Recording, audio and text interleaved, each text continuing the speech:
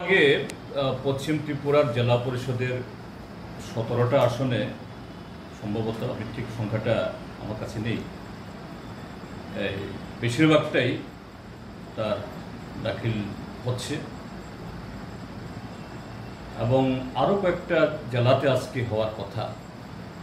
দক্ষিণ জেলা, তারপরে উত্তর জেলাতে, তবে আজকে সবটা হবে না, শুধু জেলা পর্যায়ে কিছু হচ্ছে। বাকি দিনগুলোতে আগামীকাল হবে যেমন এই সালেমা ব্লক, দুর্গাচুমনি ব্লক, আরও অনেকগুলি ব্লকে।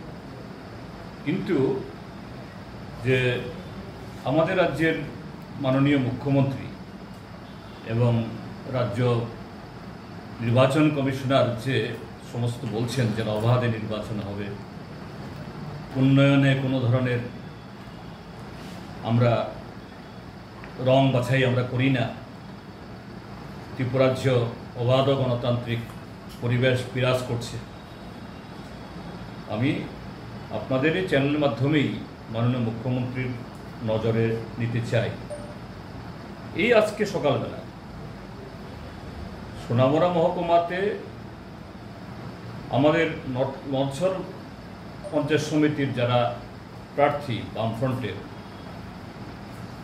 তাদের সবাই না কিছু মনোনয়নপত্র দাখিল করার জন্য গেছিলেন, কিন্তু গোটা ব্লক চত্বর দখল করে রেখেছে বিজেপির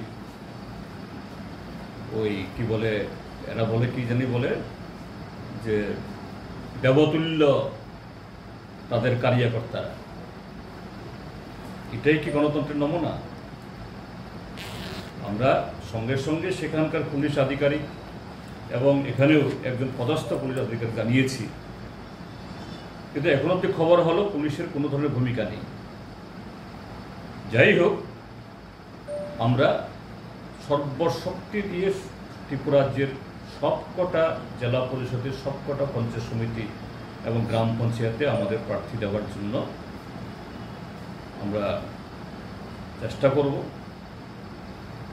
এটা দায়িত্ব এখন যারা সংবিধানের নামে শপথ গ্রহণ করে জনগণের অধিকার এবং সাংবিধানিক অধিকার রক্ষা করার জন্য যারা দায়বদ্ধ, তাদের দেখা যাক কী করবে।